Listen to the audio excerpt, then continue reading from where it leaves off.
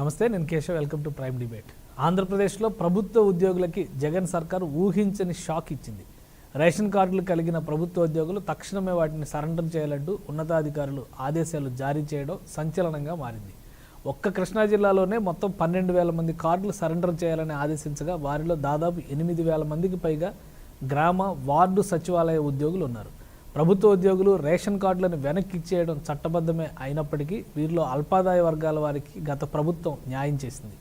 ప్రభుత్వ నిర్ణయంతో సచివాలయ ఉద్యోగులు ఆందోళన చెందుతున్నారు. ప్రభుత్వ ఉద్యోగుల పేరుతో కాంట్రాక్టు ఉద్యోగులుగా పనిచేస్తున్న సచివాలయ ఉద్యోగుల రైస్ కార్డులు రద్దయితే వారికి ఆరోగ్యశ్రీ కార్డులు కూడా రద్దవుతాయని వారంతా ఆవేదన చెందుతున్నారు. ఈ విషయంలో ప్రభుత్వం పునరాలోచించాలని విజ్ఞప్తి చేస్తున్నారు ఉద్యోగులు. ఈ అంశంపైన వాళ్ళ ప్రైమ్ డిబేట్ చూద్దాం. డిబేట్లో పార్టిసిపేట్ చేస్తున్నారు కేఎస్ ప్రసాద్ గారు, విశ్లేషకులు, అలానే వైఎస్ఆర్సీపీ నాయకులు నాగార్జున యాదవ్ గారు, బీజేపీ నేత షేక్ బాజీ గారు, తెలుగుదేశం పార్టీ నాయకులు సప్తగిరి ప్రసాద్ గారు, జనసేన పార్టీ నుంచి శరత్ గారు. ముందుగా ప్రసాద్ గారితో మాట్లాడదాం. ప్రసాద్ గారు, ఈ నిర్ణయం ఏ విధంగా చూడాలి? ప్రభుత్వం ఇప్పటివరకు సంక్షేమం పేరుతో దుబారా చేస్తోంది అనేటువంటి వాదనలకి విరుద్ధంగా నియంత్రణ చర్యలు ప్రారంభించిన అందులో మొదటి మెట్టు రేషన్ కార్డుల రద్దు అనేది అనుకోవచ్చా? ముందుగా 99 టీవీ ప్రేక్షకులకు నమస్కారం అండి. కేశవ్ గారు, మీకు ప్యానల్లో ఉన్న పెద్దలందరికీ కూడా నమస్తే. ఇక్కడండి సంక్షేమ పథకాలకే పెద్దపీట వేసిన ఈ ప్రభుత్వానికి ఇక్కడ ఫైనాన్షియల్ ఎబిలిటీ మీద కొంచెం ఫైనాన్షియల్ క్రైసిస్ని ఎదుర్కొంటుంది ఈ తరుణంలో. సో ఆల్రెడీ ఒక రేషన్ కార్డుల పట్ల వివక్ష చూపిస్తూ గతంలో ఎన్నో రేషన్ కార్డులు తొలగించబడ్డాయి. ఈసారి కూడా ఇక్కడ రేషన్ కార్డులు సరెండర్ చేయమని ప్రభుత్వ ఉద్యోగులు అంటే ఈ సచివాలయ ఉద్యోగులు కన్సాలిడేటెడ్ పేలో ఉన్న 15,000 మంది ఉద్యోగులు 15,000 రూపాయల జీతంకి పనిచేస్తున్న వాళ్ళు కొత్తగా జాయిన్ అయ్యారు. ఎక్కువ తీవ్ర ప్రభావం వీళ్ళ మీదే పడుతుందండి ఇప్పుడు ప్రజెంట్. అంటే గతంలో ఉన్న ఎంప్లాయీస్ ఎవరైతే ఉన్నారో వాళ్ళ మీద ఎంతవరకు ఎంత చర్యలు తీసుకుంటారో అవన్నీ పక్కన పెడితే ఇప్పుడు తక్షణంగా అయితే మాత్రం హ్యూజ్ నెంబర్ కనబడేది మాత్రం ఈ 15,000 రూపాయలు తీసుకుంటున్న కన్సాలిడేట్ పే చేస్తున్న సచివాలయ ఉద్యోగుల మీద తీవ్ర ప్రభావం పడబోతుంది. అండ్ మోర్ ఓవర్ ఈ ప్రభుత్వ పథకాలకు సంబంధించిన రేషన్ కార్డు కానీ, ఆరోగ్యశ్రీ కార్డు కానీ, లేకపోతే ఈ ఉద్యోగ వ్యవస్థల్లో వస్తున్న కొన్ని పరిరక్షణకు సంబంధించిన వీటిల్లో వీళ్ళకి ఇవి ఆపన్నహస్తంగా ఉన్నవి కళ్ళ ముందే పోతుంటారండి. ఇప్పుడున్న అధిక ధరల్లోనూ వాటిలోనూ ఇది కాస్త ఊరటనిచ్చే కార్యక్రమం. ఇప్పుడు వాళ్ళ జీతాలు 15,000 రూపాయలు అంటే ఇవాళ మనం మినిమం వేజెస్ స్కీమ్ యాక్ట్ కూడా వాళ్ళకి వర్తించట్లేదు, మీరు గమనించండి.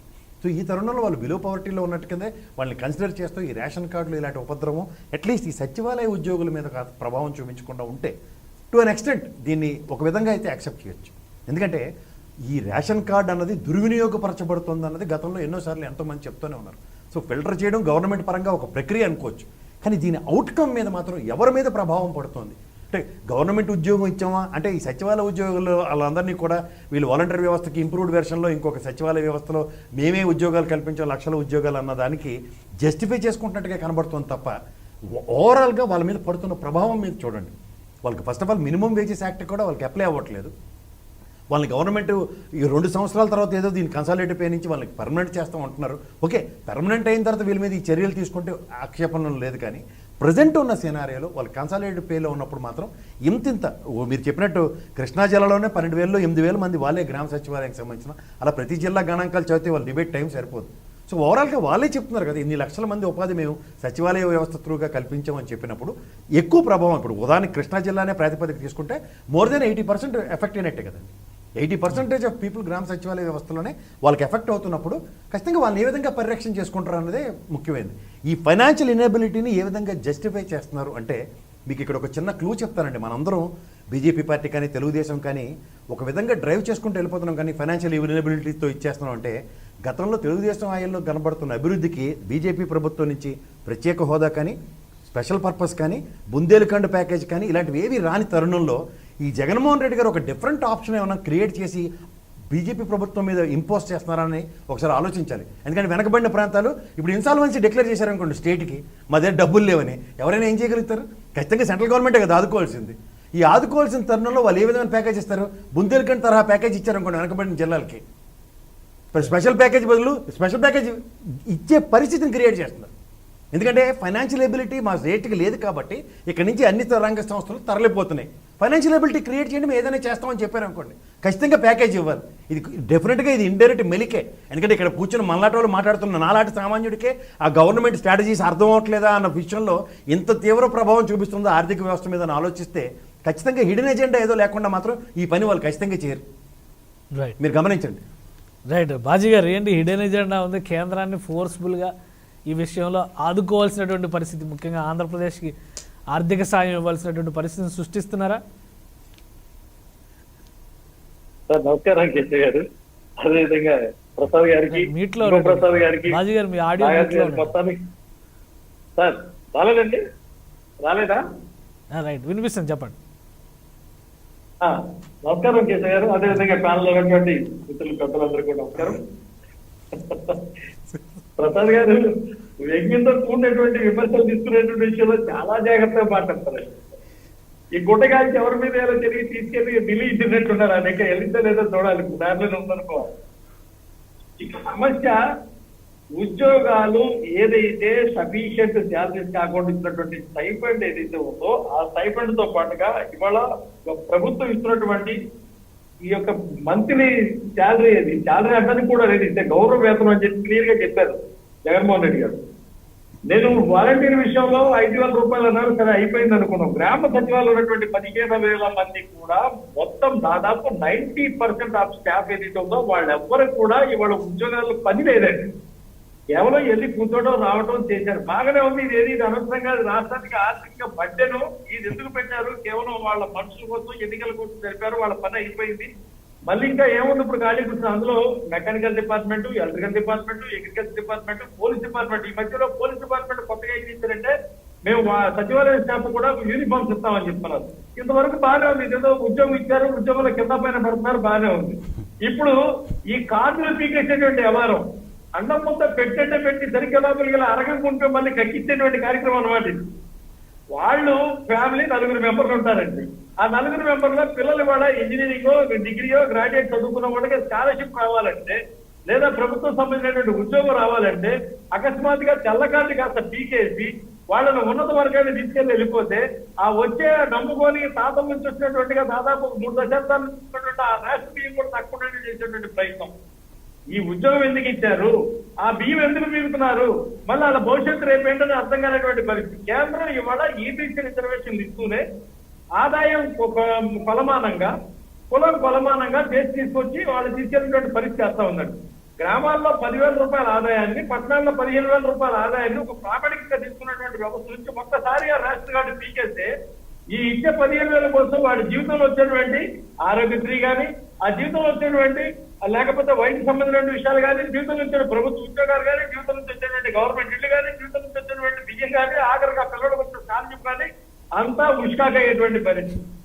ఆందోళన చెందకుండా ఏమంటారంటే ఇది కేవలం రాష్ట్రం జగన్మోహన్ రెడ్డి గారు వీళ్ళంతా స్కెచ్ చేసి ఉద్యోగాలు ఇచ్చి జీతాలు ఇచ్చి మళ్ళీ వాళ్ళ పీకేసి వాళ్ళు నానా బాధలు పెట్టేటువంటి కార్యక్రమం రాష్ట్రంలో తీసుకుంటే సెంట్రల్ గవర్నమెంట్ ఏదో మొత్తానికి కుట్ర చేసి ఇన్స్టాల్ చేపించి ఈ రాష్ట్రానికి ఏదో ఒకటి చేపించి దీన్ని ఆకుపై చేయాలి, ఖచ్చితంగా రేపే రెండో బీజేపీ జెండా ఆంధ్రప్రదేశ్ సచివాలయం మీద ఎగరేయాలనేటువంటి ప్లాన్ లో ఉన్నటువంటి ఆలోచన ప్రసాద్ గారు చేసినటువంటి వాహవా శభాష్.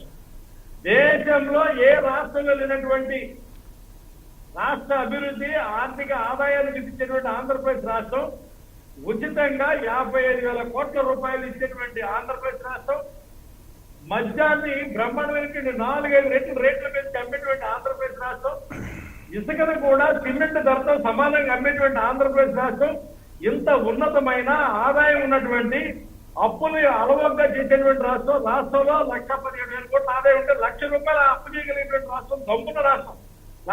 ఒక సంవత్సరానికి 1,11,000 ఉంటే మళ్ళీ 1,00,000 కోట్లు చేసేటువంటి ఆదాయం ఇవాళ కార్పొరేషన్లతో కలుపుకొని ఆంధ్రప్రదేశ్ లో ఉన్నటువంటి డబ్బు పాత ప్రభుత్వం తీసేస్తే కొత్త ప్రభుత్వం కలిపి 5,72,000 కోట్లు సుమారు అప్పు చేసేటువంటి మహారాష్ట్రం ఇది. ఈ రాష్ట్రాన్ని ఎవరు గెలుక్కొని కావాలని తీసుకొని మళ్ళీ ఎప్పులు దుప్పట్లో తలబెట్టి లేనిపోయినటువంటి ఇబ్బందులు పడేటువంటి ప్రయత్నం భారతీయ జనతా పార్టీ చేస్తుందంటే మరి మాకు కూడా తెలియనటువంటి చాలా ప్రసాద్ గారు తెలిసింది మళ్ళీ ఇంకోసారి వాహవా శభాష్ చెప్పాల్సినటువంటి పరిస్థితి. ఈ రాష్ట్రంలో ఏ ఉద్యోగాలు అయితే సృష్టించబడుతున్నాయో ఆ ఉద్యోగాలు ప్రజా జీవితాల్ని, అభివృద్ధిని మెరుగుపరచలేనటువంటి పరిస్థితి. ఏ ఉద్యోగాలు అయితే ఇస్తానన్నారో అటువంటి ఉద్యోగాలు ఇవ్వలేనటువంటి ఆర్థికంగా కుదేలైపోయినటువంటి రాష్ట్రంలో వాళ్ళని కాపాడుకోలేని స్థితిలో దానికి ఇచ్చిన మాట నిలబెట్టుకోలేనటువంటి పరిస్థితి. ఇది కళ్ళకు కనపడుతూనే ఉంది.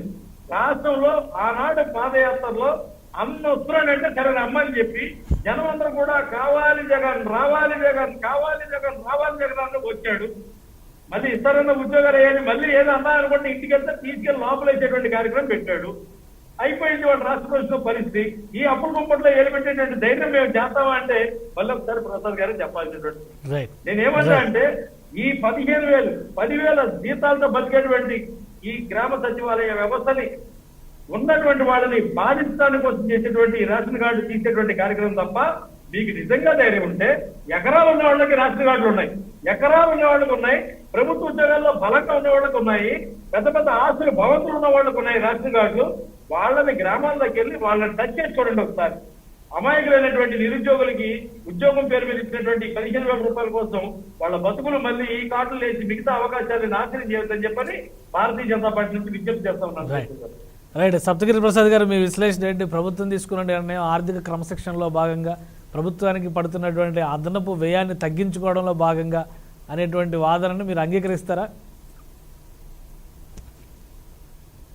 పాపము నిన్న వరలక్ష్మి వ్రతం రోజు పాపము గ్రామ సచివాలయ ఉద్యోగస్తులు, వార్డు సచివాలయ ఉద్యోగస్తులు అందరూ కూడా ప్రశాంతంగా అంత పాయసం వడతిందామని కూర్చున్న సందర్భంలో రిలీజ్ అయినటువంటి సర్క్యులర్ చూసి బెంబేలెత్తిపోయినారనమాట. రాష్ట్ర వ్యాప్తంగా ఉన్నటువంటి 1,40,000 మంది పైచలకు గ్రామ సచివాలయం, వార్డు సచివాలయం ఉద్యోగస్తులు ఆ రోజు ఈ అపాయింట్మెంట్ ఆర్డర్లు ఇచ్చినప్పుడు పాలాభిషేకాలు చేశారు ఆయనకి. రావాలి జగన్, కావాలి జగన్, అన్నొస్తున్నాడు అనేది పాలాభిషేకాలు చేసేది. పాపము మీకు తెలుసో తెలీదు, ఈ గ్రామ సచివాలయం, ఈ వార్డు సచివాలయం ఉద్యోగస్తులు నమ్ముకుని చాలా మంది సాఫ్ట్వేర్ ఉద్యోగులు, ఎంటెక్లు చేసిన వాళ్ళు, బెంగళూరు యూనివర్సిటీలో, మైసూర్ యూనివర్సిటీలో బీటెక్లు చేసిన వాళ్ళు, పైగా ఇది ఏపీపీఎస్సీ ద్వారా నిర్వహిస్తున్నారు, ఇది పర్మనెంట్ అయిపోతుందని ఉత్సాహంతో పరిగెత్తుకొని వచ్చి ఈ యొక్క ఇప్పుడు వాళ్ళ పరిస్థితి ఏంటంటే ఇరక్కపోయినట్టు అయిపోయింది పాపం గ్రామ సచివాలయ ఉద్యోగస్తులు. ఇంకొక చిన్న లిటికి ఏంటంటే వద్దు ఈ ఉద్యోగాలు వదిలేసి వెళ్ళిపోదామని అనుకుంటే ఇన్ని సంవత్సరాలు వాళ్ళు పొందినటువంటి జీతాన్ని కట్టేసి మళ్ళీ పోవాలి వాళ్ళు. ఈ చిన్న లిటిగేషన్ పెట్టారు, మీకు తెలుసు లేదు చాలా మందికి. ఒకవేళ గ్రామ సచివాలయం, వార్డు సచివాలయం ఉద్యోగాలు వదిలేసి వెళ్ళిపోవాలి అనుకుంటే మధ్యలో ఎన్ని రోజులు వాళ్ళు తీసుకున్నటువంటి జీతాలను మళ్ళీ ప్రభుత్వానికి చెల్లించి మళ్ళీ పోవాలి. ఈరోజు మన కోన శశిధర్ గారి సివిల్ సప్లైస్ కమిషనర్ గారు ఇచ్చినటువంటి సర్క్యులర్ మన చేతిలో ఉంది. ఎంత దారుణం ఉందంటే, no person shall apply ration card by furnishing false information అంట, or include any other ration card issued to any household, she or he is liable for criminal action. అంటే ఎవరైతే ఈ వార్డు సచివాలయం, గ్రామ సచివాలయం వాళ్ళ దగ్గర రేషన్ కార్డులు ఉన్నాయో వాళ్ళు గనక ఈ యొక్క రేషన్ కార్డుని కనుక సరెండర్ చేయకపోయినా, ఒకవేళ ఫాల్స్ ఇన్ఫర్మేషన్ ఇచ్చి ఉన్నా వాళ్ళ పైన క్రిమినల్ యాక్షన్ తీసుకుంటామని అంటున్నారు. ఇదే మాట ఆయన గనక పెద్ద పెద్ద భూస్వాములు, పెత్తందారులు, ప్రభుత్వ ఉద్యోగులు, కొందరు డూప్లికేట్ సర్టిఫికేట్లు పెట్టి రేషన్ కార్డులు పొందిన వాళ్ళ పైన తీసుకొని ఉండుంటే అందరూ హర్షించుండేవాళ్ళు. ఈరోజు ఈ గ్రామ సచివాలయం, వార్డు సచివాలయం వాళ్ళకి ఇచ్చేటువంటి జీతం 15,000. ఒకవేళ ఈ రేషన్ కార్డు పోయిందనుకోండి, అమ్మఒడి పోతుంది ఇంట్లో నుండి, అదే విధంగా జగన్ అనే విద్యా దీవెన పోతుంది, పెన్షన్లు పోతుంది, కుటుంబ సభ్యులకి వాళ్ళ అమ్మా నాన్నకు కూడా పెన్షన్లు రావు. మళ్ళీ సిఎఫ్ఎంఎస్ ఐడి క్రియేట్ అయింటుంది కాబట్టి వాళ్ళ అమ్మా నాన్నలకు పెన్షన్లు ఉండవు, జగన్ అనే దీవెన పోతుంది, అమ్మ ఒడి పోతుంది, అన్నీ పోతుంది ఈ యొక్క రేషన్ కార్డు పోతే. కాబట్టి పెద్ద ఎత్తున ఈ రోజు గ్రామ వార్డు సచివాలయాలు ఆందోళన పడి ఉన్నారు. ఒకవేళ పొరపాటున ఉద్యోగాన్ని వదిలేసి వెళ్దామంటే మళ్ళీ ఎక్కడ పోయి బతకాల వాళ్ళు? ఇన్ని రోజులు తీసుకున్న జీతాలు కూడా మళ్ళీ ప్రభుత్వాన్ని చెల్లించేసి పోవాలన్నమాట. ఇది నమ్మించి తడిగుడ్డతో పాపం నిరుద్యోగుల్ని గొంతు కోయడమే అవుతుంది, తడిగుడ్డతో గొంతు కోయడం అవుతుంది. ఒక పక్క గ్రామ వాలంటీర్ మీరందరూ కూడా ప్రభుత్వ ఉద్యోగులు అని చెప్పాడు. మొన్న వాళ్ళు మా జీతాలు పెంచండి అంటే మిమ్మల్ని ప్రభుత్వ ఉద్యోగులు ఎవరన్నారా, మీరు ఉండేది ఉచిత సేవ కోసం రా అని చెప్పి వాళ్ళ జరిగాడు. ఈ రోజు వార్డు సచివాలయం, గ్రామ సచివాలయం వాళ్ళ వంతు వచ్చింది. ఈ రోజు పరిస్థితి ఎంతో దుర్భరంగా ఉన్నారంటే, ఇచ్చినటువంటి 15,000 రూపాయల్లో ఒక గ్రామ వార్డు సచివాలయం ఉద్యోగి 15,000 5,000 రూపాయలు ఇంటి కిరాయి చెల్లించిన, 3-4 వేల రూపాయలు బండికి పెట్రోల్ వేసుకున్నా, ఇంకున్నటువంటి ఆ 3-4 వేలతో ఎట్లా బతకాలా, పిల్లలు ఏం చదివించాలా, నిత్యావసర వస్తువులు ఏం కొనుక్కోవాలా, పాల బిల్లు, ఈయన గారు పెంచినటువంటి కరెంటు బిల్లు, ఇన్ని మొత్తం దిక్కు తెలియని పరిస్థితి వచ్చింది. ఆ రోజు రావాలి జగన్, కావాలి జగన్ అని పాలాభిషేకం చేసినటువంటి గ్రామ వార్డు సచివాలయాలు ఈ రోజు అందరూ కూడా ఆత్మహత్యలు చేసుకునేటువంటి పరిస్థితి దిగజార్చింది రాష్ట్ర ప్రభుత్వం. నేను చెప్తున్నాను కదా, క్రిమినల్ యాక్షన్ తీసుకుంటారని చెప్పి సర్కులర్ ఇవ్వడం ఎంతవరకు సమంజసము? కోన శశిధర్ గారి పేరు మీద మా చిత్తూరు జిల్లాలో ఆయన చెప్తున్నాడు, దాదాపు చిత్తూరు జిల్లాలో 11,107 కార్డులు ఉన్నాయి ఇటువంటివి, వీటిని తక్షణం సరెండర్ చేయాలా. పైగా ఆర్టీసీ ఉద్యోగులు కూడా కొందరు రేషన్ కార్డులు పొంది ఉన్నారు అంటారు. మీరు ఆ రోజు ఆర్టీసీ ఉద్యోగులకు ఏం చూసుకుని మీరు రేషన్ కార్డులు ఇచ్చారు? ఆర్టీసీ ఎంప్లాయీస్ కి ఎంక్వైరీ లేకుండా, ముందు చూపు లేకుండా ఎవరు ఇచ్చారు ఈ రేషన్ కార్డులన్నీ? దానిపైన కూడా యాక్షన్ తీసుకోవాలి కదా. రేషన్ కార్డులు ఇవ్వడం అంటే ప్రజాధనాన్ని ఇవ్వడమే కదా వాళ్ళకి. ఇటువంటి నకిలీ సర్టిఫికెట్లు, నకిలీ ధ్రువపత్రాలు సమర్పించిన వాళ్ళకి ఏ అధికారి ఇచ్చాడు వీళ్ళకి రేషన్ కార్డులు? పాపం గ్రామ సచివాలయం ఉద్యోగస్తులు, వార్డు సచివాలయం ఉద్యోగస్తులు అయితే వాళ్ళు ఎప్పుడు పాపం వాళ్ళ తల్లిదండ్రుల పేరు పైన కార్డులు ఉండింది, రేషన్ కార్డులు. వాళ్ళు కదా అదృష్టం గుర్తు ఉద్యోగం వచ్చింది. నేను చెప్పాడు కదా 2 సంవత్సరాల తర్వాత పర్మనెంట్ చేస్తామని. మేము ఒకటే తెలుగుదేశం పార్టీగా డిమాండ్ చేస్తున్నాం, కనీసం మినిమం వేజెస్ కూడా వాళ్ళకి అందటం లేదు. 2 సంవత్సరాల తర్వాత పర్మనెంట్ చేస్తామన్నావు, 34,000 రూపాయలు పెంచుతానన్న జీతం. ఇంకా అక్టోబర్కి పెంచక ముందే, వాళ్ళ పర్మనెంట్ చేయక ముందే ఈ రేషన్ కార్డులు సరెండర్ చేయమని అంటే దాని ఉద్దేశం ఏందని సూటిగా అడుగుతున్నా. 2 సంవత్సరాలు శరత్ గారు మీరు ఏ విధంగా చూస్తారు? వాళ్ళు రేషన్ కార్డులు సరెండర్ చేయమంటే దాని ఉద్దేశం ఏంది? ఒక నిమిషం మాట్లాడదాం సప్తగిరి ప్రసాద్ గారు, ఒక నిమిషం. శరత్ గారు మీ విశ్లేషణ ఏంటి? ప్రభుత్వం ఆర్థిక క్రమశిక్షణలో భాగంగా ఈ చర్యలు తీసుకుంటుంది అని అనుకోవడానికి ఆస్కారం ఉందా? ముందుగా 99 టీవీ ప్రేక్షకులందరికీ నమస్కారం అండి, అలాగే తోటి ప్యానలిస్టులందరికీ నమస్కారం అండి. నేషనల్ ఫుడ్ సెక్యూరిటీ యాక్ట్ 2015 ప్రకారము స్పెసిఫిక్ గా కొంత ఇన్కమ్ అనేది ఉన్న వాళ్ళకి ఈ రేషన్ కార్డ్స్ అనేది ఇష్యూ అనేది చేస్తుంటారు. అంటే ఈ రేషన్ కార్డ్స్ అనేది వేరియస్ టైప్స్ లో, అంటే టార్గెటెడ్ డిస్ట్రిబ్యూటర్ పబ్లిక్ సిస్టమ్ లో below poverty line, above poverty line ఆ ఓరియంటేషన్ లోనే చెక్ చేసుకొని మినిమం వేజెస్ యాక్ట్ ప్రకారం కానీ లేకపోతే ఇంతకంటే తక్కువ ఇన్కమ్ ఉంటే కనుక ఈ రేషన్ కార్డ్స్ అనేది ఇస్తారండి. సో ఇప్పుడు ఈ రోజు ఒక మన సచివాలయ ఉద్యోగులు లేకపోతే గ్రామ సచివాలయ వాలంటీర్లు వాళ్ళకి ఈ రేషన్ కార్డ్స్ అనేది ఏదైతే ఫెసిలిటీ ఉందో దాన్ని విత్డ్రా చేస్తామని చెప్పేసి గవర్నమెంట్ ఆఫ్ ఆంధ్రప్రదేశ్ ఒక డెసిషన్ తీసుకుంటే, వాళ్ళు యాక్చువల్గా డెసిషన్ తీసుకునే ముందు మినిమంగా ఆలోచించాల్సింది వాళ్ళ మినిమం వేజెస్ ఎంత ఉన్నాయి, వాళ్ళకి ఇచ్చేది శాలరీనా, ఆ శాలరీలో బేసిక్ ఉందా, లేకపోతే బేసిక్ పే ఉందా, మేబీ వేరియబుల్ డియర్నెస్ అలవెన్స్ ఉందా, ఇవన్నీ చెక్ చేసుకుని ఎంత స్కేల్లో ఉన్నారు, లేకపోతే వాళ్ళు కన్సాలిడేటెడ్ పేనా, లేకపోతే కనుక వాళ్ళకి ఇచ్చేది హానరోరియమా, ఇవన్నీ ఎస్టిమేట్ చేసుకొని ఇటువంటి డెసిషన్ తీసుకుంటే కరెక్ట్ అండి. సో దేశం మొత్తంలో కూడా ఎల్లో, పింక్, వైట్ కార్డ్స్ ఇవి ఫాలో అవుతూ ఉంటే కనుక మన దేశంలో గ్రీన్, బ్లూ కార్డు జెండా గుర్తు వేసేసి ఆటోమేటిక్ గా ఫిల్ఫిల్ చేసే పరిస్థితి రాష్ట్ర ప్రభుత్వంలో ఉందండి. అలాగే జగన్ పైన నమ్మకంతో జగన్ గారి పైన నమ్మకంతో వైఎస్ఆర్సీపీ పార్టీ వచ్చిన తర్వాత ఏదో ఎంప్లాయ్మెంట్ వస్తుందన్న ఉద్దేశంతో వీళ్ళందరూ ఫిల్ఫిల్ చేస్తూ వాళ్ళ సర్వీసెస్ చేస్తూ ఉన్న సమయంలో ఇప్పుడు సడన్ గా కనుక ఇట్లా విత్డ్రా చేస్తే without having proper estimation of their economical status, అది ఖచ్చితంగా కూడా వాళ్ళ లైవ్లీహుడ్స్ పైన, వాళ్ళ సోషియో ఎకనామిక్ స్టేటస్ పైన ఖచ్చితంగా కూడా ఇంపాక్ట్ అనేది పడుతుందండి. ఎందుకంటే ఈ ఆత్మనిర్భర్ ప్యాకేజ్ కింద కూడా మా మిత్రపక్షం బీజేపీ నుంచి ఈ రేషన్ కార్డ్స్ ఉన్న వాళ్ళకి కొంత కఠోరమైన పరిస్థితుల్లో ఆల్రెడీ కొన్ని బెనిఫిట్స్ అనేది ఎన్హాన్స్ చేస్తున్నారు. 5 కిలోలు బియ్యం ఉచితంగా ఇస్తున్నారు కదా, ఇప్పుడు 5 కిలోలు బియ్యం ఉచితంగా ఇస్తున్నారు కేంద్ర ప్రభుత్వం స్పాన్సర్షిప్. రేషన్ కార్డులే కదా, హౌస్ హోల్డ్ అనే ఓరియంటేషన్ లో 5 కేజీలు అనేది ఇస్తూ ఇవన్నీ కూడా ఫిల్ఫిల్ చేస్తున్నారండి.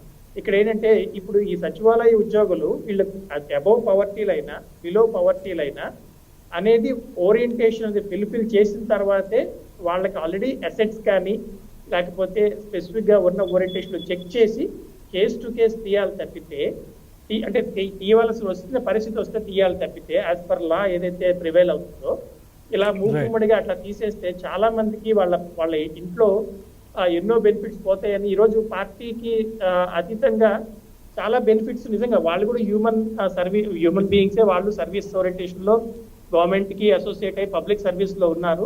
అలాగే వాళ్ళు పర్మనెంట్ ఎంప్లాయీస్ కాదు. అటువంటి సమయంలో వీళ్ళు తీసేస్తే జగన్ గారిని నమ్ముకొని వచ్చిన పరిస్థితుల్లో ఇప్పుడు ఈ సచివాలయ ఉద్యోగులందరూ కూడా వాళ్ళు పూర్తిగా కూడా నష్టపోయే పరిస్థితి వచ్చిందండి.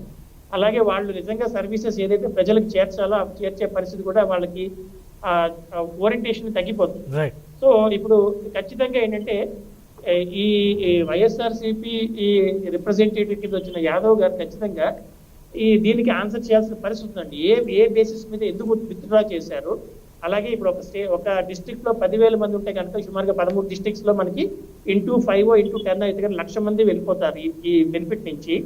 సో వీళ్ళందరికీ కూడా ఆల్టర్నేటివ్ మెకానిజమ్స్ ఏమి ఇంప్లిమెంట్ చేస్తారు అనే దానికి చెప్పాలండి. అలాగే క్రిమినల్ చర్యలు తీసుకుంటాము అని నిజంగా ఫాల్స్ ఓరియంటేషన్ లో ఇస్తే కనుక మీరు క్రిమినల్ చర్యలు తీసుకోండి.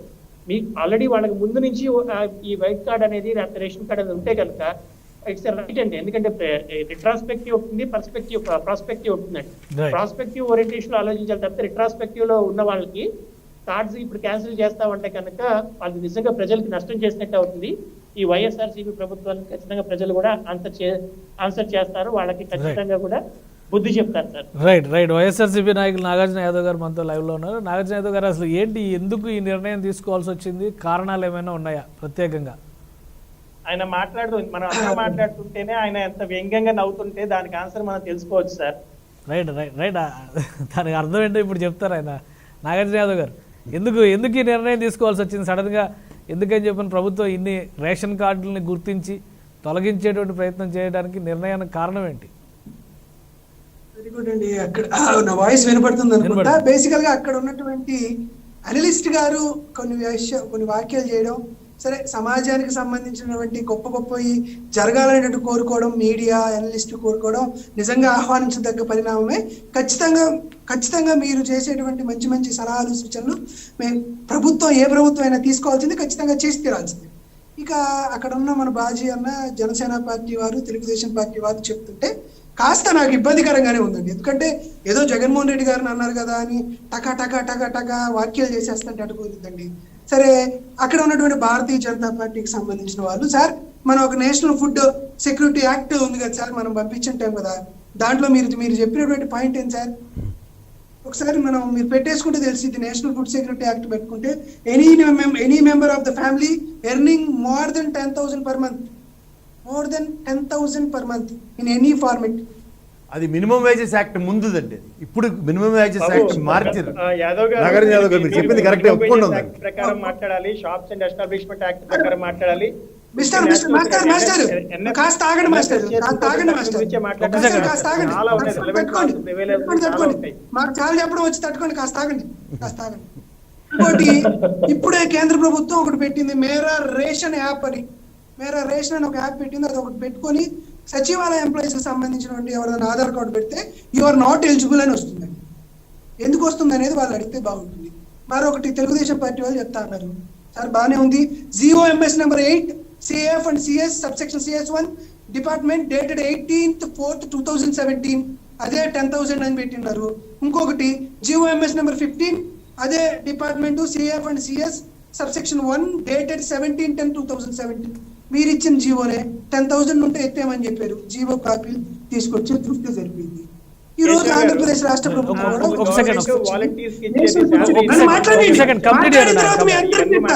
మాట్లాడిన తర్వాత మీ అందరికి సమాధానం చెప్తా. ఇక్కడ ఎనలిస్ట్ గారితో సహా అక్కడ ఉన్నటువంటి రాజకీయ పార్టీలన్నీ ఆంధ్రప్రదేశ్ రాష్ట్ర ప్రభుత్వం తీసుకున్న నిర్ణయాన్ని పట్ల మీరు వ్యాఖ్యలు చేసినప్పుడు నేను ప్రభుత్వం తరఫున మాట్లాడాల్సి ఉంది. కాబట్టి కనీసం నాకు టైం ఇవ్వకపోతే మీరే మాట్లాడుకుంటే నేను వింటూ ఉంటా. నేనేం వ్యక్తిగత విమర్శలు చేయట్లా, జీవో నెంబర్లు సహా చెప్తా ఉన్నా. జీవో నెంబర్ల ప్రకారం నేను చేస్తా ఉన్నా. మరొకటి, అక్కడ పెద్దలు బాజన్న మాట్లాడుతూ ఒక మాట అన్నారు. ఏం మాట్లాడినారంటే, ఏముంది అక్కడ ఎవడు పని చేయట్లేదు కదా గ్రామ సచివాలయంలో, అది అసలు వేస్ట్ అని చెప్పారు. కాబట్టి వాళ్ళ కోసమే ఒక పాయింట్ కూడా చెప్పి ముగించేసేస్తే దీంట్లో సరిపోయింది. అక్టోబర్ 2, 2019 మేము తీసుకొచ్చామండి.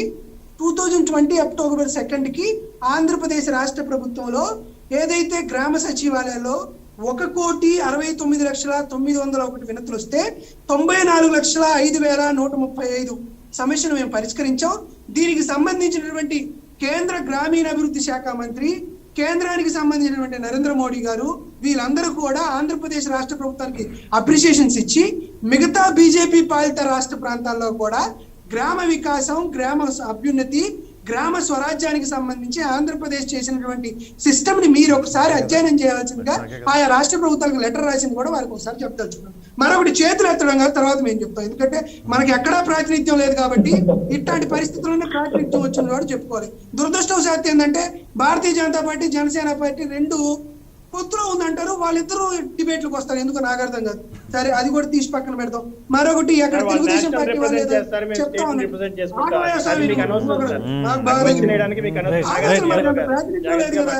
మమ్మల్ని చెప్పనివ్వండి. ఎందుకు వరకు లెక్కలే కదా మేము చెప్తా ఉంది. 10,000 రూపాయల కంటే ఎక్కువ వస్తే వాళ్ళకి తెల్ల రేషన్ కార్డు ఉండద్దని నేషనల్ ఫుడ్ సెక్యూరిటీ కార్డు నుంచి ఇక్కడ దాకా వచ్చింది. మినిమం వేజెస్ యాక్ట్ ప్రకారమే వాళ్ళకి 15,000 రూపాయలు మనం ఇవ్వగలుగుతున్నాం.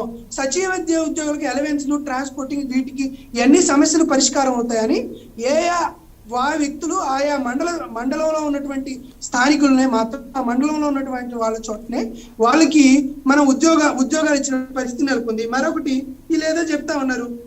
ఏం చెప్తున్నారంటే బాజీ గారికి కూడా మరొకటి చెప్పాలి. ఆంధ్రప్రదేశ్ రాష్ట్రంలో నేషనల్ ఫుడ్ సెక్యూరిటీ యాక్ట్ అద్భుతంగా అమలు చేస్తున్నారని, ఈ పాస్ కు సంబంధించినటువంటి అన్ని సంస్కరణలు తీసుకొచ్చారని, ఆంధ్రప్రదేశ్ రాష్ట్రంతో పాటు మరో 8 రాష్ట్రాలను మాత్రం ఇలా చేస్తుందని 2,343 కోట్ల రూపాయలు అదనంగా ఆంధ్రప్రదేశ్ రాష్ట్ర సంస్కరణల్ని దృష్టిలో పెట్టుకొని కేంద్ర ప్రభుత్వం నిధులు అదనంగా మంజూరు చేసిందనే గొప్ప విషయాన్ని కూడా వాళ్ళు ఎందుకు చెప్పుకోలేకపోతున్నారు అనే విషయాన్ని మరొకసారి కూడా చెప్తున్నారు. మరొకటి వాళ్ళు ఏం చెప్తున్నారంటే, చంద్రబాబు నాయుడు గారి హయాంలో వాళ్ళు చెప్తూ, చంద్రబాబు నాయుడు హయాంలో సరైనటువంటి రేషన్ విధానం అవలంబించగా ప్రతి నెల యావరేజ్ గా 20,29,474 మంది రేషన్ తీసుకోలేకపోతుంటే, ఆంధ్రప్రదేశ్ రాష్ట్రం తీసుకున్నటువంటి సమర్థవంతమైన చర్యల విధంగా ఈ పాస్ విధానం అంటే సమర్థవంతమైన విషయాలు జరగగానే 31,48,019 మంది వ్యక్తులకు ఎక్కడ ఉన్నటువంటి రేషన్ సదుపాయాన్ని కల్పించేటువంటి ప్రశ్నలోకి మనం ముందుకెళ్ళేటువంటి పరిస్థితిని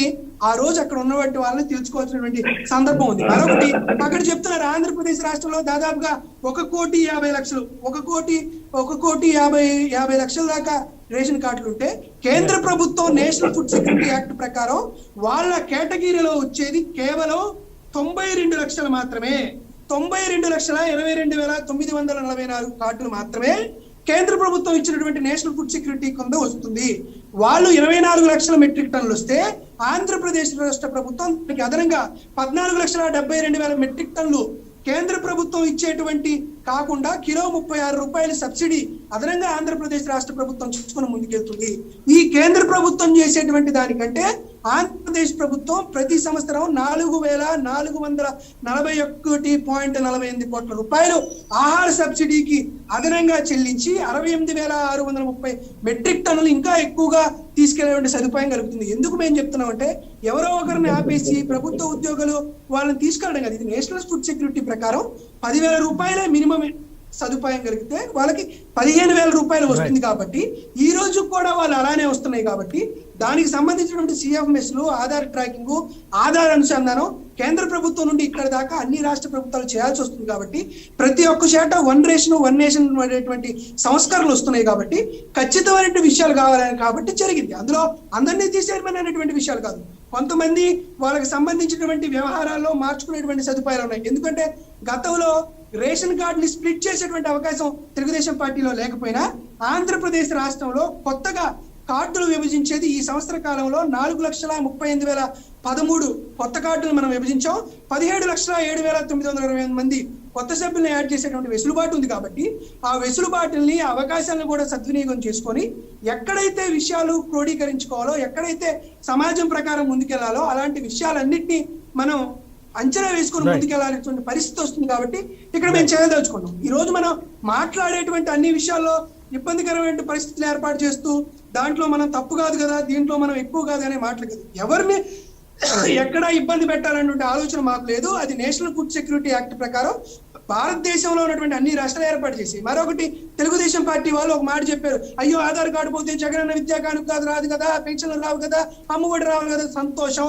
ఆధార్ కార్డు, రేషన్ కార్డు ఉన్నటువంటి 1,50,00,000 కుటుంబాలకు ఈ అన్ని పథకాలు వస్తాయని చెప్పినందుకు తెలుగుదేశం పార్టీ వాళ్ళకి ధన్యవాదాలు. మరొకటి, ఈ తెలుగుదేశం పార్టీ వాళ్ళు చెప్తున్నారు కాబట్టి మేము చెప్తున్నాం, 2014-15కి ఆంధ్రప్రదేశ్ రాష్ట్ర ప్రభుత్వం సబ్సిడీ, కేంద్ర ప్రభుత్వం ఇచ్చే సబ్సిడీ కాకుండా అదనంగా ఖర్చు పెట్టింది 1957 కోట్లు అయితే 2019-20 ఆంధ్రప్రదేశ్ రాష్ట్రం 4429 కోట్ల రూపాయలు అదనంగా ఖర్చు పెట్టే పరిస్థితి. ఆంధ్రప్రదేశ్ రాష్ట్ర ప్రభుత్వం 2018-19లో 24 లక్షల మెట్రిక్ టన్నులు అదనంగా కేంద్ర ప్రభుత్వం ఇచ్చిన దానికంటే ఎక్కువ పెడితే ఆంధ్రప్రదేశ్ రాష్ట్ర ప్రభుత్వం 27,067 లక్షలు అదనపు లక్షల మెట్రిక్ టన్నులు ఇచ్చేటువంటి పరిస్థితి నెలకొంది. మీరు చెప్పేటువంటి సలహాలు సూచనలు కూడా ఆంధ్ర రాష్ట్ర ప్రభుత్వం పాటిస్తుంది. ఉన్నటువంటి గ్రామ సచివాలయ ఉద్యోగస్తులో మెజారిటీగా ఎంతవరకు ఉన్నటువంటి కన్సర్న్స్ అన్ని ఉపయోగించుకొని వాళ్ళందరికీ తెల్ల రేషన్ కార్డుకి వాళ్ళకి అర్హతలు ఉంటే వాటిని ఎటువిధంగా తొలగించకుండా ఉండేటువంటి అన్ని మార్గాలు అన్వేషించుకుంటారు. తప్పని పరిస్థితుల్లో వాళ్ళకి 10,000 కంటే ఎక్కువగా మనం 12,000 సబ్ ప్లాన్ పెట్టుకున్నా కూడా దానికంటే ఎక్కువగా 20,000, 25,000 రూపాయలు, 15,000 రూపాయలు వచ్చినటువంటి పక్షంలో అక్టోబర్ 2వ తేదీకి వాళ్ళు ఎట్లానో గవర్నమెంట్ ఎంప్లాయీస్ అవుతారు, ఎట్లానో కన్సల్టేటివ్ పే కార్డు నుంచి వాళ్ళకి మిగతా వస్తుంటాయి. కాబట్టి ఎవరు వచ్చినా ఆపేటువంటి పరిస్థితి లేదు. ఆంధ్రప్రదేశ్ రాష్ట్ర ప్రభుత్వంలో వాళ్ళు ఏదో చెప్తున్నారు కాబట్టి చెప్పాల్సి వస్తుంది. కాబట్టి మరొకసారి కూడా పాయింట్ చెప్తున్నాం. చంద్రబాబు నాయుడు గారి హయాంలో మొత్తానికి ఇచ్చేసారు.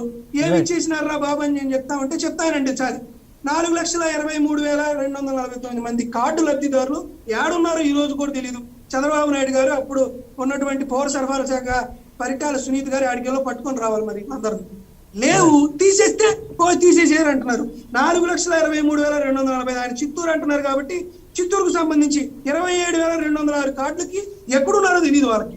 కానీ వాళ్ళ పేర్లలో మాత్రం ఎప్పుడు డబ్బులు డ్రా చేసుకున్నట్టు, ఎప్పుడు కన్సల్టేటివ్ ఫండ్ నుంచి తీసుకున్నట్టు. కాబట్టి సమస్యలు ఉన్నాయి. ఈ పాస్ విధానంలో మనం కొత్త సంస్కరణలు తీస్తున్నాం. వీటిల్లో ఇబ్బందులు లేకుండా గ్రామ సచివాలయ ఉద్యోగస్తులు అర్హతలు ఉంటే ఏ ఒక్కరికి కూడా తెల్ల రేషన్ కార్డు ఆపేటువంటి ప్రసక్తే లేదు. కాబట్టి చాలా క్లియర్. మరొకటి, అక్కడ ఉన్నటువంటి పెద్దలు ఒకటి చెప్పారండి, చాలా మందికి ఉంటాయి కదండి తెల్ల రేషన్ కార్డులు, తీసేయచ్చు కదా, అంత దమ్ము చేశారా, ధైర్యం చేసినారా అన్నారు. కాబట్టి నవశకం అనేటువంటి ఒక సర్వే చేశాం. నవశకం అనేటువంటి సర్వే చేయక ముందు ఆంధ్రప్రదేశ్ రాష్ట్రంలో 1,47,32,990 రేషన్ కార్డులు ఉంటే వాటిని మనం రివైజ్ చేసిన తర్వాత దాంట్లో తక్కువ ఉన్న ఏయో తీసేసి 1,44,26,595 మందికి రేషన్ కార్డులు ఇచ్చాం. మరి రేషన్ కార్డులు తీసేశారు కదా, మీరు చాలా మందిని అనర్హులు చేశారంటారేమో. కాదమ్మా, రేషన్ కార్డులు తీసేసినా కూడా కార్డులు యూనిట్ గా చేసుకుంటే 4,80,83,190 మంది కుటుంబ సభ్యులుంటే రీసర్వే చేసిన తర్వాత 4,22,93,946 మంది, అంటే 3 లక్షల మందికి ఎక్కువ మందికి రేషన్ సదుపాయం కల్పించాం. దీని తరువాత ఆంధ్రప్రదేశ్ రాష్ట్ర ప్రభుత్వం 7 లక్షల మందికి కొత్తగా రేషన్ కార్డులు ఇచ్చారు. ఇంకా కూడా మీరు రాజకీయపరమైన విమర్శలు చేస్తాం, జగన్మోహన్ రెడ్డి గారిని తిడతాం, వాళ్ళని తిడతాం, వీళ్ళని తిడతాం, ఏది పడితే అది వ్యక్తిగత విమర్శలు చేస్తాం అంటే ప్రజలు న్యాయ నిర్ణేతలు కాబట్టి ఒక దండం పెట్టి నిజమేందో నిజాయితీ ఏందో ప్రజలు చెప్తాం, ప్రజాక్షేత్రంలో పోరాడు. సంతోషం. ప్రసాద్ మొత్తం క్లారిటీ ఇచ్చారా? అంత ఎక్కడి నుంచి ఎక్కడి వరకు వచ్చింది మొత్తం క్లారిటీ ఇచ్చారా 10 నిమిషాల్లో? ప్రసాద్ గారు దిప్పండిచ్చారు.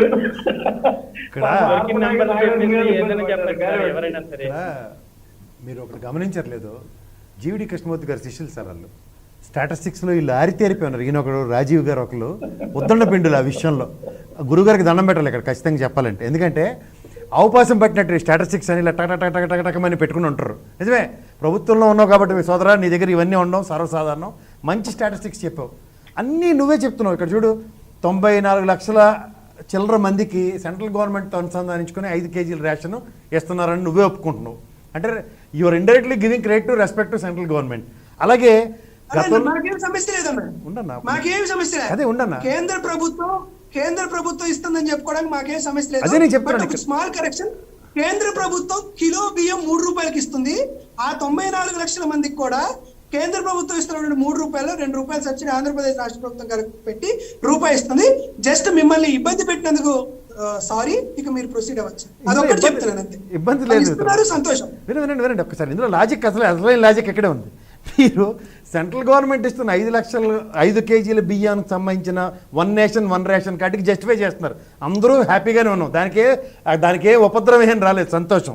ఇక్కడ వచ్చిన క్రిటికాలిటీ ఎలా ఏంటంటే, మన రాష్ట్రానికి సంబంధించిన తెల్ల రేషన్ కార్డుల యొక్క పరిధిలో ఉదాహరణకి మీ ప్రభుత్వం ఇస్తున్న సంక్షేమ పథకాలు, నవరత్నాల పథకాలు అన్నీ దాంతోనే ముడిపడి ఉన్నాయి మిత్రమా. నువ్వు గమనించు, ఇవాళ మీరు ఒక 10,000 రూపాయలు మినిమం యాక్ట్ అనేది చేస్తూ సెంట్రల్ గవర్నమెంట్కి సంబంధించిన విధులు కానీ విధానాల ప్రకారం మీరు చదివిన జీవో ప్రకారం 10,000 రూపాయలు మినిమం వేజ్ ఉన్న ఏ స్టేట్ గవర్నమెంట్ ఎంప్లాయీకి వర్తించదన్నారు, అందరూ యాక్సెప్ట్ చేస్తాం. కానీ ఇక్కడ దౌర్భాగ్యం వచ్చిందంటే మీరే రిక్రూట్ చేసిన ఈ గ్రామ సచివాలయ వాలంటీర్లు అందరూ పాపం ఇన్ని లక్షల మంది 15,000 కన్సాలిడేటెడ్ పేలో ఉన్నారు. నువ్వు చెప్పినట్టు మిత్రమా, వాళ్ళకి రేపు ఎన్నో డేట్కో ఎప్పుడో అది కనుక జాబ్ రిక్రూట్మెంట్ ప్రాసెస్ ప్రకారం వాళ్ళు పెర్మనెంట్ అయితే దీని గురించి ఎవరికి ఆక్షేపణ ఉండదు. ఇక్కడ వచ్చిన ఉపద్రవం వల్ల ఏంటంటే ఈ 4-5 నెలల టెన్యూవర్లో వీళ్ళకి రేషన్ కార్డులు సరెండర్ చేయకపోతే క్రిమినల్ చిల్డ్రన్ అన్నారు కదా మీరు, దానికి వాళ్ళు భయపడి కార్డులు సరెండర్ చేస్తే నెక్స్ట్ ఆల్టర్నేటివ్ మెకానిజం ఏంటో మీరు దయించి చెప్ప ప్రార్థన. ఇది చెప్పట్లే మీరు. ఎంతసేపు ఏం చేస్తున్నారు? 10,000 యాక్ట్ అందరికీ తెలుసు, మాకు అందరికీ మినిమం ఏజ్ యాక్ట్ ప్రకారం దాన్ని రాటిఫై చేయాలి, అది ఇంకా జరగలేదు. 10,000 రూపాయలు రేషన్ కార్డు అనేది తీయడం ఓకే, దానికి 100% యాక్సెప్ట్ చేస్తాం. కానీ ఇప్పుడు గ్రామ సచివాలయ 15,000 కన్సాలిడేట్ పే తీసుకుంటున్న ఆ రేషన్ కార్డులన్నీ గవర్నమెంట్కి సరెండర్ చేసిన తర్వాత మీరు చెప్పిన ఈ పాస్ విధానంలోనూ ఇంట్లో కుటుంబ సభ్యులకు వస్తున్న పెన్షన్ కానీ మీరు ఇస్తున్న అమ్మఒడి పథకంలో వాళ్ళకి లబ్ధి పొందుతున్న వాళ్ళు కానీ ఇలాంటి వాళ్ళందరికీ మీ దగ్గర ఆల్టర్నేటివ్ మెకానిజం అన్నది ఒక్కసారి మీ వెబ్ పేజ్లోనే పెట్టండి దాన్ని. బాబు ఈ విధంగా మేము చేయకపోతున్నాం అని చెప్పి ఈ విధమైన చర్య తీసుకుంటే అందరూ యాక్సెప్ట్ చేస్తారు. ఎప్పుడైనా ప్రతి చర్యల మీదే మీరు ఫోకస్ చేస్తూ చర్య ఏంటి? నేను అందుకే ఇందాక మీకు ఏం చెప్పాను, ఎకనామిక్ క్రైసిస్ని అడ్రస్ చేయడానికి సెంట్రల్ గవర్నమెంట్ నుంచి మీరు గ్యారంటీగా ప్రత్యేక ప్యాకేజీ తెచ్చుకోవడానికి అన్ని రకాల మార్గాలు బ్రహ్మాండమైన ప్లాట్ఫామ్ లేచేశారు. ఎవరికి అర్థమైనా అర్థమైపోయింది, నాకైతే క్లియర్గా తెలుస్తుంది. ఎందుకంటే గతంలో చంద్రబాబు నాయుడు గారు అమరావతి కట్టేసాం, సెల్ఫ్ సస్టైన్ ఇన్ని డబ్బులు వచ్చేస్తున్నాయి, ఇన్ని ఇండస్ట్రియల్ సెక్టర్లు తీసుకొస్తున్నాం, ఇన్ని డబ్బులు వస్తున్నాయి అని చెప్పినప్పుడు వాళ్ళు ప్రత్యేక హోదా ఇవ్వలేదు, ప్రత్యేక ప్యాకేజ్ ఇవ్వలేదు. మనం ఇప్పుడు దిగజారిపోయి బుందేలఖండ కన్నా హీనంగానో ఇలా చేతులు కట్టుకుని జీహూజూరు అంటే ఖచ్చితంగా బుందేలఖండ తరహా ప్యాకేజ్ వెనకబడిన జిల్లాలకి ఖచ్చితంగా ఇస్తారు. అప్పుడు చూడండి 50 కోట్లు వేసి 350 కోట్లు ఎత్తుకెళ్ళిపోయారు. అలా జరగదు. అంచేత మీ స్ట్రాటజీ చాలా బాగుంది. రాబోయే రోజుల్లో ఆంధ్ర రాష్ట్ర ఫైనాన్షియల్ ఎబిలిటీని సస్టైన్ చేయడానికి ఇన్సాల్వెన్సీ డిక్లేర్ చేసి మీరు నిలబడి రోజుని ఖచ్చితంగా ఆస్వాదిద్దాం. వీళ్ళు ఏవో చెప్తున్నారు ఆర్టికల్ 360 అని కానీ సెంట్రల్ గవర్నమెంట్ ప్రెసిడెంట్, ఇవన్నీ జరగవు, అందరికీ తెలుసు. ఎందుకంటే ఇన్సాల్వెన్సీ డిక్లేర్ చేసి హక్కు అర్హత ఉన్న రాష్ట్రం కింద ఎస్టాబ్లిష్ అవబోతుంది. అంటే నేను ఇదని కాదు, 1,60,000 కోట్లు మాత్రమే ఇంక్లూడింగ్ అప్పులతో రెవెన్యూ మాడ్యూల్ ఉన్న మన రాష్ట్రానికి ఎన్ని లక్షల కోట్ల బడ్జెట్ ప్రవేశపెడుతున్నాం ఉన్నదానికి ఆ డిఫరెన్స్ ఆఫ్ దీని మీదే ఎవరైనా మాట్లాడగలిగితే ఎవరి దగ్గర మాట్లాడరు. అవి తప్ప మీ ఎంతసేపు మీ సంక్షేమ పథకాల మీద ఫోకస్ చేస్తారు. నిజంగా చెప్తున్నాను, ఈ కరోనా పాండమిక్ సిచ్యువేషన్లో మీరు ఇచ్చిన నవరత్నాల పథకాలు ఒక ఆపన్న హస్తం కింద అయింది. ఇక్కడ మీరు డిఫెన్స్ మాడ్యూల్ కూడా చాలా సక్సెస్గా ఉంది. 94 lakhs చిల్లర సెంట్రల్ గవర్నమెంట్ నుంచి వస్తున్న 5 కేజీల బియ్యానికి కూడా ఎక్కడా ఉపద్రవం రానివ్వలేదు. అంచేది ఏంటంటే you both are sailing in the same way. ఈ రైల్వే ట్రాక్ 2 పట్టాలు సమంగానే వెళ్తున్నాయి. ఇక్కడ చాలా మందికి అర్థం ఒక ఏంటంటే మీరేదో ఇచ్చేస్తున్నారన్న టైప్లో డ్రైవ్ అవుతుంది. కానీ వాస్తవానికి ఇక్కడ జరుగుతున్న పరిణామాలు సెంట్రల్ గవర్నమెంట్కి కనుసన్నల్లోనే జరుగుతున్నాయి అనడానికి ఇది ఒక ఉదాహరణ. రైట్ శరత్ గారు మీరేమంటారు? సార్, నాగార్జున యాదవ్ గారు ఆయన నచ్చిన నంబర్లు మంచి నంబర్స్ అని చెప్పారు. దాంట్లో చాలా మటుకు వాస్తవాలు ఉండొచ్చు కదా. వాస్తవాలే మీరు గమనించండి. ఆర్థిక సంక్షోభానికి వాళ్ళు వేసుకున్న ప్లాట్ఫామ్ ఇది. ప్రతిదీ అనాపైసలతో సైతం కరెక్ట్. పైన చూపిస్తున్న లేరు మీద మీరు అందరూ మాడుతున్నారు. అందుకే బాజీ గారు చాలా కుసమత్తుగా ఉన్నారు. ఆయన చెప్పిన దాంట్లోనే బాబు దాదాపు సుమారుగా 1,05,00,000 వినతులు వస్తే 94 లక్షల వినతులని రిజాల్వ్ చేసామని చెప్పారు. అంటే 10 లక్షల మంది ఇంకా వాళ్ళ ప్రాబ్లమ్ సాల్వ్ అవ్వకుండా ఆంధ్రప్రదేశ్ స్టేట్ లో ఉన్నారు. Point number 1. పాయింట్ నెంబర్ 2 వచ్చేసి ఆయన టోటల్ యూజర్స్ అన్నారు, టోటల్ రేషన్ కార్డ్స్ అన్నారు. లాస్ట్ చెప్పిన స్టాటిస్టిక్స్ లో కరెక్ట్ గా గుర్తులేదు, కానీ సబ్జెక్ట్ టు కరెక్షన్ 4 కోట్ల కార్డులు అనేది ఇచ్చారని ఏదో చెప్తారండి. యాక్చువల్ గా రేషన్ కార్డ్ అనేది ఒక హెడ్ ఆఫ్ ద ఫ్యామిలీ కుటుంబ సభ్యుల సంఖ్య, రేషన్ కార్డు కుటుంబ సభ్యుల డివైడ్ బై 4 తీసుకోండి. అది చెప్పి 1,40,00,000 చిల్లర వస్తుంది. Okay, ration card head of the family orientation లో ఇస్తారండి. అలాగే ఇప్పుడు గ్రామ సచివాలయము ఎంప్లాయీస్ అనేది ఉంటే కనుక, వాలంటీర్స్ అనేది ఉంటే కనుక చూడండి, సింపుల్ గా వాళ్ళ name it self is volunteer అండి. అలాగే చాలా చోట్ల ఈవెన్ మన ఇంటర్నెట్ లో కూడా చూస్తే they are going to get the honorarium, not the salary అని క్లియర్ గా ఉందండి. హానరోరియం అనేది ఎంతైనా ఉండొచ్చు. అది ఒక సెకండ్ మాట్లాడండి కంప్లీట్. 5,000 ఆనరోరియం అండి, ఇది కాదు. 15,000 ఆనరోరియం కాదు. అలాగే 15,000 గ్రామ సచివాలయ సిబ్బంది డిఫరెంట్, గ్రామ సచివాలయ వాలంటీర్లు, గ్రామ వాలంటీర్లకి హానరియమ్, గ్రామ సచివాలయ సిబ్బందికి జీతం, స్టైఫండ్ జీతం, అది క్లియర్ గా చెప్పాలి. స్టైఫండ్ అది. చాలా చోట్ల మీరు కన్సాలిడేట్ బేస్ స్టైఫండ్ కాకుండా ఇంకేమవుతుంది? మీ అది చెప్పింది చాలా చోట్ల స్పెసిఫై చేస్తున్నారండి. అంటే అది మీరు కరెక్ట్ చేసుకోవాల్సిన పరిస్థితి. ఎవరు కరెక్ట్ చేసుకోండి, మీరు కరెక్ట్ చేసుకోండి. Consolidate pay will be always stipend. Profession లో ఉన్న వాళ్ళకి స్టైఫండే వస్తుంది. అంతేనండి. కన్సాలిడేట్ పే అంటే కూడా అది కరెక్ట్ గానే ఒక that it self is not a salary అండి. కన్సాలిడేటెడ్ పే అనేది that it self is not salary. ఎందుకంటే ఒక శాలరీ అనేది గవర్నమెంట్ నుంచి ఇస్తుంటే కనుక వేరియస్ అలవెన్సెస్ అన్ని ఇన్కార్పొరేట్ చేసి ఉండాలి. అది ఇక్కడ వీళ్ళు ఇంప్లిమెంట్ చేయట్లేదు. అంటే that is not going to consider as a salary అనే ఓరియంటేషన్ పెట్టుకొని ఎవరైతే ఇప్పుడు ఈ బెనిఫిట్స్ అనేది తీసేదలుచుకున్నారో వీళ్ళందరికీ కూడా ఇవ్వాలని మేము ఆలోచిస్తున్నాం. అలాగే వీళ్ళ ఆర్థిక మాంద్యంలో ఆర్థిక ఇబ్బందుల్లో ఉండడం వల్ల అక్కడక్కడ కట్ చేసుకుంటూ చాలా మందిని రేపు ఫిల్ఫిల్ చేస్తే, అలాగే వీళ్ళందరినీ పర్మనెంట్ చేయాలండి. చాలా మంది అక్టోబర్ 2020లో నచ్చక వెళ్ళిపోవడం కానీ, లేకపోతే వాళ్ళకి ఇబ్బంది పెట్టే పరిస్థితుల్లో క్రిమినల్ కేసులు ఇట్లాంటివి అంటే కనుక భయభ్రాంతులు గురి చేసి వాళ్ళంతటా వాళ్లే దారిలో తప్పుకునేటట్టుగా చేసుకొని వీళ్ళ ఇన్కమ్ సోర్సెస్ ని సెక్యూర్ చేసుకోవాలి, వీళ్ళ ఎక్స్పెండిచర్ ని సెక్యూర్ చేసుకోవాలనే ఆలోచనే వీళ్ళకు ఉంది తప్పితే నిజంగా ప్రజలు లేకపోతే ప్రజలకు సర్వీస్ చేసే ఆ వాలంటీర్లు అనుకుంటే కనుక వాళ్ళు హ్యూమన్ బీయింగ్సే అండి. వాళ్ళు ఎక్కడ పార్టీకి సంబంధించిన వాళ్ళు కాదనుకుంటే వాళ్ళకు కూడా బెనిఫిట్ చేయాల్సిన పరిస్థితి ఉంది. అలాగే ఆయన ఒక మాట అన్నారు, జనసేన పార్టీ లేకపోతే బీజేపీ మిత్రపక్షంలో ఉండి ఇండివిజువల్ గా ఎందుకు డిబేట్స్కి వస్తున్నారని. బీజేపీ అనేది ఒక జాతీయ పార్టీ, వాళ్ళు స్టేట్ నేషనల్ రెండు గురించి చెప్తారు. మేము ఒక స్పెసిఫిక్ గా జనసేన పార్టీ అంటే కనుక మేము ఈ స్టేట్ ఓరియంటేషన్ లో మేము చెప్పడానికి కన్సల్టేట్ గా వచ్చినప్పుడు రాష్ట్ర ప్రతినిధి అధికార ప్రతినిధి అలాగే ఏది మాట్లాడినా సరే మిత్రమా బాజీగర్ నేషనల్ స్పోర్ట్స్ పర్సన్ కాదు, రాష్ట్ర అధికార ప్రతినిధి ఆయన. నాగార్జున యాదవ్ గారు ఒక చిన్న మాట ఏంటంటే, మీరు ఎన్నైనా చెప్పండి, మంచి మాట చెప్పండి, మీరు చెప్పిన స్టాటిస్టిక్స్ కరెక్ట్ గా కనుక వెబ్సైట్ లో ఎక్కడ పెట్టి ఉంటే దాన్ని మేము అప్రిషియేట్ చేస్తాం. మీరు మాట్లాడుతున్నప్పుడు ఇలాగా నవ్వుకుంటూ మీరు కూర్చుంటే కనుక మీరు మీ పార్టీని రిప్రజెంట్ చేస్తారు. ప్రజలకి ఇప్పుడు నష్టంలో ఉన్న సమయంలో మీరు నవ్వుకుంటున్నారంటే ప్రజల్ని మీరు ఏమాత్రం వాళ్ళని వాళ్ళకి రెస్పెక్ట్ చేస్తారో మీరు అర్థం చేసుకోవాలి, గుర్తు చేసుకోండి అది. రైట్ బాజీ గారు, మీరు ఏం చెప్తారు? ఇప్పుడు కేంద్ర ప్రభుత్వం తీసుకున్నటువంటి చొరవ, కేంద్ర ప్రభుత్వం తీసుకొచ్చినటువంటి చట్టాల ద్వారానే వాటిని అమలు చేసే క్రమంలోనే ఈ నిర్ణయాలన్నీ జరుగుతున్నాయి అనేది వైసీపీ నేతల వాదన. ఒప్పుకుంటారా? కేశవ్ గారు, మీకు తెలుసో తెలియదు, కరోనా విపత్తులో మేము ఇచ్చినటువంటి కండిషన్స్ ప్రకారమే ఫ్యాక్టరీలు ఓపెన్ అయినాయి, క్లాస్ బద్దలు అయిపోయినాయి, కోట్ల రూపాయల పంపకాలు జరిగినాయి, మందు ఓపెన్ అయింది, బార్ ఓపెన్ అయింది. ఏం జరిగినా ఈ రాష్ట్రంలో ఎవరికి ఏం జరిగినా కేంద్రం ద్వారా జరిగింది. నష్టాలు మాత్రమే, లాభాలు బ్రహ్మాండమైనటువంటి ఐడియాలు వచ్చినాయి. ఈ రాష్ట్రంలో మేము చేసినంత మార్గదర్శకాలుగా ఆంధ్ర దేశంలో ఉన్నటువంటి మిగతా రాష్ట్రాలు కూడా ఫాలో అవుతున్నాయి. That trend goes to YSRCP ideology and principles of YSRCP కాన్లిస్ట్. నేను ఇప్పుడు మాట ఏం చెప్తానంటే, ఇప్పుడు మనం నేషనల్ ఫుడ్ సెక్యూరిటీ యాక్ట్ లోకి పోయేదానికన్నా కూడా వాళ్ళు విభజించారు, అయిపోయింది. మనం మాట్లాడుకునే టాపిక్ ఎక్కడున్నాం మనం? ఈ స్టైఫండ్ ఉద్యోగాలు చేసేటువంటి జీవితాలు ఏవైతే ఉన్నాయో రేషన్ కార్డులు ఇవి కనుక విత్డ్రా చేసే దగ్గరైతే రేపు వాళ్ళ కుటుంబంలో ఉన్నటువంటి జీవితాల పరిస్థితి ఏంటన్నా? ఒక కుటుంబంలో ఒక వ్యక్తికి ఉద్యోగం ఇచ్చామండి, 4-5 వాళ్ళ కుటుంబంలో ఆధారపడి ఉంటారు. తల్లి, తండ్రో, చెల్లి, బిడ్డలో ఆధారపడి ఉంటారు, అన్నా చెల్లెళ్ళు. ఇతర కార్డు తీసేస్తే పరోక్షంగా వాళ్ళ దగ్గర నోటి కాడ అన్నం తీసేసిన వాళ్ళు అవుతామండి. ఇతర 15,000 అతను సామాజికంగా బతికేటువంటి పరిస్థితి అవకాశాలు ఉండవండి. దీంతో పాటుగా మన ప్రసాద్ గారు చెప్పినట్టుగా కార్డు ఎప్పుడైతే పోతాయో ఒడులు పోతాయి, బడులు పోతాయి, దీవెళ్ళు పోతాయి, చేపలు వస్తాయి, నవరత్నాలు పోతాయి, అడగడానికి పోతే నడుము కూడా పోతుంది. ఇవాళ ఉన్న స్కీములన్నీ పోయేటువంటి లింక్ ఉన్నటువంటి ఆ రేషన్ కార్డుని కాస్త రద్దు చేసి గెలుపు లక్ష్యం కోసం పనిచేసినటువంటి ప్రభుత్వం ఒక ఆశయాన్ని అది తీసుకురావడానికి సాధించడానికి ఉపయోగించినటువంటి వాలంటీర్లని ఇవాళ సచివాలయ సిబ్బందిని పీకడం అంటే ఏంటంటే ఓడదానిలాగా ఓడు మల్లన్న, ఓడదానిలో బోడి మల్లన్నటువంటి సామెత వాళ్ళ జీవితాల్లో ఏర్పాటు చేసేటువంటి పరిస్థితి. అసలు వాళ్ళ ఉద్యోగాలకు ఒక స్థిరత్వం లేదు. వాళ్ళకి ఇవ్వాల్సినటువంటి ఆంధ్రప్రదేశ్ పబ్లిక్ సర్వీస్ కమిషన్ నుంచి ఎగ్జామ్ జరిగినటువంటి పరిస్థితి లేదు, వాళ్ళకి ఇచ్చినటువంటి అథారిటికల్ పరిస్థితి లేదు. పంచాయతీరాజ్ శాఖ ఇచ్చినటువంటి అపాయింట్మెంట్ లో వాళ్ళ జీవితాలు ఎంత ఉంటాయో తెలియదు. ఉదాహరణకు ఒక ఉద్యోగం చెప్తానండి, వాళ్ళ దాంట్లో మెడికల్ లో పనిచేసే వాళ్ళు ఉన్నారు, ఏఎన్ఎంలు, ఎన్ఆర్ఎస్ఎం దాంట్లో పనిచేసే వాళ్ళు గ్రామాల్లో. ఆ సెంట్రల్ గవర్నమెంట్ ప్రైవేట్ లో 19,000 20,000 ఇచ్చి జీతాలు వదిలిపెట్టి ఆంధ్రప్రదేశ్ రాష్ట్రంలో మా జగనన్న పూర్తి స్థాయి భరోసా ఇచ్చేసిన పర్మనెంట్ ఉద్యోగం వస్తుంది. 15,000కి అదే సేకరణ చేసుకుంటా ఉద్యోగం మాని 4,000 రూపాయలు కోల్పోతే ఇందులోకి వచ్చారు. ఇదే ఉద్యోగం 19,000 రూపాయలకు అందులో పనిచేసుకుంటే ఆ రాష్ట్రానికి వచ్చినటువంటి పరిస్థితి కూడా ఉండదండి.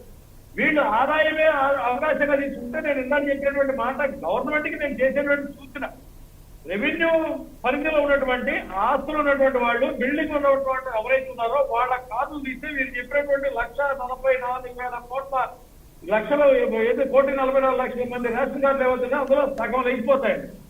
వీళ్ళు బ్రహ్మాండంగా ఏర్పాటు చేసినటువంటి రాష్ట్రం 7,800 కోట్లు చేసినటువంటి వాహనాలు మొత్తం కూడా కేంద్ర స్థాయిలోకి వెళ్ళాలి. నాగార్జున లాంటి వాళ్ళు, రాజకీయ భవిష్యత్తు ఉన్న వాళ్ళు కింద స్థాయిలో డీలర్ దగ్గరికి వెళ్ళి ఒకసారి అడగాలి, అన్న మీ దగ్గర ఎంతమంది బియ్యం తీసుకున్నారన్నా, బియ్యం కాకుండా డబ్బులు ఎంతమంది తీసుకున్నారన్నా, బియ్యం కొనే లోపల దళారి వచ్చి ఎవడో గంపం తీసుకెళ్తాడన్నా, ఈ బియ్యం ఏమవుతున్నాయన్నా, ఈ సంచులు ఏమవుతున్నాయన్నా, సంచి మీద ఎంత మిగులుతున్నాయన్నా, బియ్యం మీద ఏం మిగులుతున్నాయన్నా, మేము పెట్టినటువంటి పథకం బాగా జరుగుతున్నా లేదని కిందకి వెళ్ళాలి.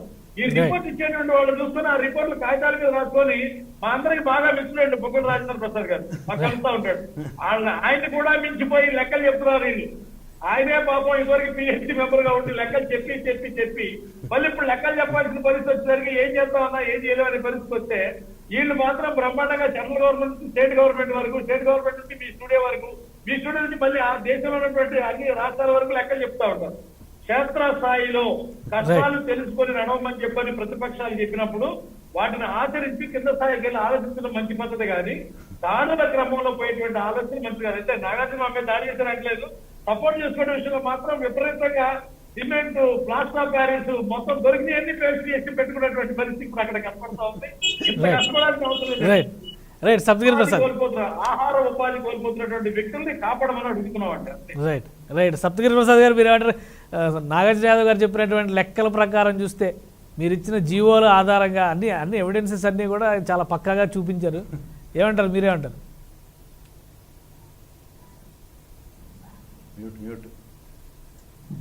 మ్యూట్ అయినట్టుంది. చెప్పండి సార్, వినిపిస్తుందా నా వాయిస్? ఇప్పుడు వినిపిస్తుంది, చెప్పండి. ఎవరికైతే గ్రామీణ ప్రాంతంలో నెలసరి ఆదాయం 10,000 రూపాయలు ఉందో వాళ్ళకి రేషన్ కార్డులు తొలగించాలి అని అంటారు. మరి గ్రామ సచివాలయం వ్యవస్థ వచ్చి ఎన్ని సంవత్సరాలు అయిందండి? రేపు అక్టోబర్ వస్తే 2 సంవత్సరాలు అవుతుంది. ఇప్పటికిప్పుడు వాళ్ళ కార్డులు సరెండర్ చేయమని ఇచ్చిన సర్క్యులర్ చూస్తే possession of ration cards by VROs and GSWS అంటే గ్రామ సచివాలయం, వార్డు సచివాలయం సిబ్బంది. Possession of ration cards by VROs and GSWS అంటే విఆర్ఓలు, గ్రామ సచివాలయం సిబ్బంది ఇద్దరు ఒకటేనా? నేను అడిగేది ఒకటే, మీరు విఆర్ఓలకి రేషన్ కార్డులు కలిగి ఉన్న ఎడల తొలగిస్తే మాకెవరికి అభ్యంతరం లేదు. ఎందుకంటే వాళ్ళకు ఒక సిస్టమేటిక్ గా గవర్నమెంట్ రిక్రూట్మెంట్ ఉంది, నెలసరి జీతం ఉంది, టీఏలు ఉన్నాయి, డిఏలు ఉన్నాయి, హెచ్ఆర్ఏలు ఉన్నాయి, దేర్ అఫీషియల్ గా ఉన్నారు. ఈ గ్రామ వార్డు సచివాలయం ఉద్యోగస్తులు ఏమీ లేదు, తలా లేదు, తోక లేదు. వాళ్ళు తీసుకొచ్చి ఇప్పుడు ఫర్ ఎగ్జాంపుల్ ఒక చిన్న విషయం అండి, ఒక కుటుంబంలో ఒక అమ్మ ఒక నాన్న కూలి చేసుకుంటారు. వాళ్ళు కూడికి ఏదో డిగ్రీ చేసి ఒక గ్రామ సచివాలయం, వార్డు సచివాలయం ఉద్యోగం పొందాడు అని అనుకుందాం. ఇతను ఎప్పటి నుండో వాళ్ళ యొక్క కార్డులు ఉండుంటాడు. ఇప్పుడు కొత్తగా అతనికి గ్రామ సచివాలయం, వార్డు సచివాలయం ఉద్యోగం వచ్చిందని చెప్పి అతని పేరిట సిఎఫ్ఎంఎస్ ఐడి క్రియేట్ అయిందని అమ్మకి ఇచ్చిన పెన్షన్ తొలగిస్తానంటే ఎవరైనా ఒప్పుకుంటారా? అమ్మకి ఇచ్చినటువంటి అదేదో 18,000 రూపాయలు చూసారా, అది తొలగిస్తానంటే ఎవరైనా ఒప్పుకుంటారా? ఆరోగ్యశ్రీ కార్డు తొలగిస్తానంటే ఒప్పుకుంటారా? అమ్మ ఒడి తొలగిస్తానంటే ఎవరైనా ఒప్పుకుంటారా? వాళ్ళు అపాయింట్ అయినప్పుడే నువ్వు ఆ టర్మ్స్ అండ్ కండిషన్స్ చెప్పుండాలా. అయా నువ్వు గనక గ్రామ సచివాలయం, వార్డు సచివాలయం ఉద్యోగం కనుక నువ్వు చేరినట్లయితే నీకు రేషన్ కార్డు ఎలిజిబిలిటీ ఉండదు, ఇవంతా ఉండదు అని చెప్పుంటే వాళ్ళు డిసైడ్ చేసుకుంటారు. నువ్వు చేరిన తర్వాత 2 సంవత్సరాల తర్వాత 1,40,000 మంది జీవితాలతో చెలగాట మారుతున్నారంటే దీని ఉద్దేశం ఏంది? క్రమక్రమంగా ఈ విధమైనటువంటి వెల్ఫేర్ స్కీమ్స్ అన్నింటినీ కట్ చేసుకుంటూ రావటం తప్పించి ఇంకొకటి కాదు. ముఖ్యమైన విషయం ఏంటంటే ఒంటరి మహిళా పెన్షన్ అని ఒకటి ఉండింది, సింగిల్ ఉమెన్ పెన్షన్ అని. అప్పుడు ఎవరైతే ఒంటరి మహిళ అని చెప్పేసి విఆర్ఓ సర్టిఫై చేస్తే వాళ్ళకి పెన్షన్స్ ఇచ్చేము గత గవర్నమెంట్ లో. ఇప్పుడు కొత్తగా మీరు పోయి డైవర్స్ తీసుకురండి, వాడు ఎక్కడ వెళ్ళాడో వాడిని ఎవరు పట్టుకొచ్చేది? వాడిని పట్టుకొచ్చి వాని దగ్గర కోర్టులో పిటిషన్ వేసి డైవర్స్ తీసుకొచ్చి ఇవంతా అయ్యేదైనా పోయేదైనా ఈ విధంగా 1 by 1 గవర్నమెంట్ ప్లాన్ తప్పించి ఇంకోటి కాదు. పైగా సర్క్యులర్ లో ఈ సర్క్యులర్ లో ఆయన ఏమంటాడంటే, మన కోన శశిధర్ గారు, I request you to conduct an enquiry చేయాలంట. ఆడ ఎంక్వైరీ చేసేది ఏముంది? సర్క్యులర్ లో చాలా క్రిస్టల్ క్లియర్ గా చెప్పున్నాం, గ్రామ సచివాలయం, వార్డు సచివాలయం ఉద్యోగులు విఆర్ఓల దగ్గరికి రేషన్ కార్డు ఉంటే ఎత్తుకొచ్చి సరెండర్ చేయమని చెప్పి సర్కులర్ ఇస్తూ, పైగా I request to conduct enquiry. మళ్ళీ ఎన్క్వైరీ కండక్ట్ చేయాల్సిన అవసరం ఏముంది? స్పష్టంగా చెప్తున్నావు కదా, గ్రామ సచివాలయం, వార్డు సచివాలయం, అదేవిధంగా విఆర్ఓలు మీ దగ్గర రేషన్ కార్డు ఉంటే సరెండర్ చేయమని చెప్తున్నావు, బాగానే ఉంది. మళ్ళీ ఎంక్వైరీ కూడా కండక్ట్ చేయమని చెప్పి మీ పైన క్రిమినల్ యాక్షన్ కూడా తీసుకుంటామని చెప్తూ కింద లాస్ట్ లో బెస్ట్ విషెస్ అంట. ఎంత దారుణంగా ఉంది చూడండి సర్కులర్. పాపం గ్రామ సచివాలయం, వార్డు సచివాలయం చెప్పాడు కదా, చిన్నప్పుడు మనం లెటర్ రైటింగ్ రాసుకునే వాళ్ళం కదా సార్, పైన థ్యాంకింగ్ యూ సార్ ఇవన్నీ మీరు అవి చేస్తే ఎలాగా?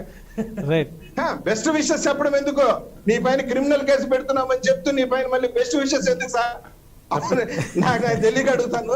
పైగా ఆయన చెప్పింది ఏంటంటే పెంచుకుంటూ పోతాను అన్నాడు పెన్షన్. ఇప్పటి వరకు పెన్షన్ దాఖలాలు లేవు, ముంచుకుంటూ పోతున్నాడు ఈ విధంగా. అప్పుడేమో పెంచుకుంటూ పోతానన్నాడు, అధికారంలోకి వచ్చి 2 సంవత్సరాల తర్వాత ఒక్కొక్కటి ముంచుకుంటూ పోతాడు. ఈ రోజు పెన్షన్ పోయింది. ఇవంతా ఏంది పూర్తి స్థాయి. ఒక్క నిమిషం సప్తగిరి గారు, ఒక్క నిమిషం. నాగార్జున గారు, మీ సమాధానం పూర్తి స్థాయి ఉద్యోగులుగా గుర్తించే చోట గుర్తించట్లేదు, కానీ ఇలాంటి చోట్ల మాత్రం వాళ్ళకి రావాల్సిన బెనిఫిట్స్ పోయేటువంటి పరిస్థితి నిజంగానే చాలా మంది ఆందోళన చెందుతున్నటువంటి పరిస్థితి. ఎస్ అండి, తప్పకుండా అక్కడ ఒకవేళ కన్సాలిడేటెడ్ పే కాబట్టి వాళ్ళకి ఏదైనా ఎగ్జామ్షన్స్ అనేటువంటి ఏమైనా ఉన్నాయంటే ఖచ్చితంగా ప్రభుత్వం దాని ద్వారా దృష్టి సారించి వాళ్ళకి ఆ వెసులుబాటు ఉంటే ఖచ్చితంగా వాళ్ళని పునరుద్ధరించడానికి ఎటువంటి ఇబ్బంది లేదు. ఖచ్చితంగా దాన్ని కన్సిడర్ చేస్తుంది ఆంధ్రప్రదేశ్ రాష్ట్ర ప్రభుత్వం, దాని మీద ఎంక్వైరీ చేస్తుంది. మరొకటి, వాళ్ళని పర్మనెంట్ ఎంప్లాయీగా చేయాలా వద్దా అని నేను ఎంత చెప్పుకున్నా గానీ వాళ్ళు వినరు. అక్టోబర్ 2వ తేదీ అనుకున్నారు కాబట్టి కాస్త అటు ఇటుగా ఖచ్చితంగా వాళ్ళు పర్మనెంట్ ఎంప్లాయీస్ అవుతారు కాబట్టి ఆ రోజు కూర్చొని మాట్లాడదాం. ఈ రోజు చెప్పుకునే వాళ్ళందరూ వాళ్ళు ఆ రోజైనా కళ్ళు తెరిచి జగన్మోహన్ రెడ్డి గారు చేశారు కాబట్టి సంతోషం అంటారు. మరొకటి, ఇందాక జనసేన పార్టీకి వారికి సంబంధించి అక్టోబర్ 2వ తేదీ నాటికి 10 లక్షల మంది వినతులు పరిష్కరించలేదు కదా అని అన్నారు కాబట్టి దానికి ఒక కరెక్షన్ చెప్తా. 10 లక్షలు కాదండి, 6 లక్షల వినతులు, అవి కూడా ఎందుకు పరిష్కరించలేదు అంటున్నారు. కాబట్టి మనం ఒక టైం బౌండ్ పెట్టుకున్నాం నెలకి. అంటే అప్పుడు 2020 ఏప్రిల్లో 2000 మే. నాగార్జున గారు ఫ్రీ అయింది. ప్రసాద్ గారు, నాగార్జున గారు చెప్పిన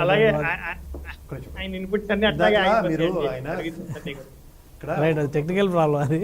ప్రసాద్ ఇక్కడ ఆయన ఇందాక 1,69,901 వినతులు వస్తే 94,000 చిల్లర పరిష్కరించమన్నారు. ధన్యవాదాలు. ఎందుకు పరిష్కరించారంటే మనకి గ్రామ సర్పంచ్ ఎలక్షన్స్ జరగనప్పుడు వీళ్ళు ఖచ్చితంగా దాన్ని టేక్ ఓవర్ చేసి పరిరక్షించవలసిన పరిస్థితిని క్రియేట్ చేశారు. ఎందుకంటే సర్పంచ్ ఎలక్షన్స్ జరగవనుకోండి. సర్పంచ్ ఎలక్షన్స్ జరిగిన తర్వాత ఈ విఆర్ఓ వ్యవస్థ, వీడిఓ వ్యవస్థ ఇవన్నీ పునరుద్ధరించబడతాయి. సర్పంచ్కి అనుసంధానించుకుని ఆయన చెక్ పవర్లు ఆయనకి ఇస్తే ఇవన్నీ ఏ గ్రామానికి ఆ గ్రామానికి పరిష్కరించబడతాయి. లేని తరుణంలో ఇలా ఆపన్న హస్తం కింద వచ్చారు కాబట్టి ఇది సర్వైవ్ అయింది. ఇప్పుడు దీని మీద ప్రశ్న ఏంటి? ఈ సచివాలయ వాలంటీర్లు ఉద్యోగ పరిరక్షణ, వీళ్ళకి ఇచ్చే కన్సాలిడేటెడ్ పే నుంచి పర్మనెంట్ ఉద్యోగం చేస్తూ ఉంటారు. ధన్యవాదాలు. ఇప్పుడున్న విఆర్ఓలు, వీడియోల్ని మొన్న ఎలక్షన్ నీళ్ళే పెట్టారు కదా సర్పంచుల్ని, వాళ్ళని ఏం చేస్తారు? వాళ్ళ చెక్ పవర్లు ఏంటి? వాళ్ళ విధి విధానాలు ఏంటి? మనది 3-tier సిస్టమ్, అది మర్చిపోతే ఎలాగా? 3-tier సిస్టంలో ఫస్ట్ గ్రామ సర్పంచులు, తర్వాత నెక్స్ట్ మండల అధ్యక్షులు, తర్వాత ఉన్నది ఎవరు? కార్పొరేషన్లో ఉన్న మేయర్లు, వాళ్ళు, తర్వాత ఎమ్మెల్యేలు, ఎంపీలు. ఇవన్నీ తెలిసిన విషయాలే కదా. వీళ్ళెవరిని వీళ్ళు రూపుమార్చడానికి రాజ్యాంగాన్ని ఏమైనా వెనక నుంచి రాస్తాడా, ముందు నుంచి రాస్తాడా, కొత్త రాజ్యాంగమా? ఈ గ్రామ వాలంటీర్లతో వీళ్ళ విధి విధానాలని ఏ విధంగా నిర్దేశించబడుతున్నాడు? 22వ తారీఖు నాటి నుంచి వీళ్ళకి పర్మనెంట్ ఉద్యోగాలు చేస్తానంటాడు అక్టోబర్ 2వ తారీఖు నుంచి. మళ్ళీ ధన్యవాదాలు దానికి. పర్మనెంట్ ఉద్యోగాలు చేస్తే మాకేం ఆక్షేపం లేదు. ఈ విధంగా ఉపాధి కల్పిస్తే దండ పెడతాం బాబు, మంచి ఉపాధి కల్పించారు. కానీ ఇక్కడికి వచ్చేసరికల్లా ఏమవుతుందంటే వీళ్ళకి అక్టోబర్ 2 లోపల ఇప్పుడు ఈ త్రిశంకు స్వర్గం ఏంటి? కళ్ళ ముందు ఇక్కడ వాళ్ళకి ఇచ్చి కన్సాలిడేటెడ్ పేలోంచి ఇప్పుడు తెల్ల రేషన్ కార్డులోంచి పోతే మొత్తం కుటుంబంలో ఇందాక మా బాజీ గారు చెప్పినట్టు ఆ ఒడి, తడి, బడి అన్నీ పోతాయి కదా. ఇప్పుడు ఏం చేయాలి? ఈ రిథమిక్గా ఉన్న ఈ 3 కూడా సస్టైన్ అవ్వాలంటే ఈ 2 నెలల్లో వచ్చే ఉపద్రవాన్ని తర్వాత ఏ విధంగా అడ్రస్ చేస్తారో దాని మీద క్లారిటీ ఇవ్వండి. అంతకని ఇంకెవరికి. థ్యాంక్ యూ ప్రసాద్ గారు, సత్యగిరి ప్రసాద్ గారు, అలానే శరత్ గారు, బాజీ గారు, నాగార్జున యాదవ్ గారికి కూడా ధన్యవాదాలు. ఇది ఒకవైపు నుంచి ప్రభుత్వం తీసుకున్నటువంటి నిర్ణయాలన్నీ కూడా కేవలం చట్టాల ఆధారంగా, గత జీవోల ఆధారంగా తీసుకున్నారని, రేషన్ కార్డుల నియంత్రణ చేయడం ద్వారా కొంతవరకు ఆర్థిక క్రమశిక్షణను తీసుకురావాలని భావిస్తున్నట్టుగా ప్రభుత్వం వాదిస్తుంది. అయితే ప్రధానంగా గ్రామ, వార్డు సచివాలయాల్లో పనిచేస్తున్నటువంటి సిబ్బంది, వాళ్ళ కుటుంబాలు దీనివల్ల పెద్ద ఎత్తున నష్టపోయే అవకాశం ఉందని చెప్పని విపక్షాలు విమర్శిస్తున్నాయి. కాబట్టి దీనిపైన పునరాలోచన చేసే అవకాశం ఎంతవరకు ఉంటుందనేది వేచి చూడాలి. ఒకవేళ అక్టోబర్ 2వ తారీఖున వీళ్ళ ఉద్యోగాలన్నీ కనుక పర్మనెంట్ చేసే అవకాశం ఉంటే కనుక కొంతవరకు వెసులుబాటు దక్కే అవకాశం ఉంటుందని మనం భావించవచ్చు. ఇది వాళ్ళ ప్రైమ్ డిబేట్. Keep watching.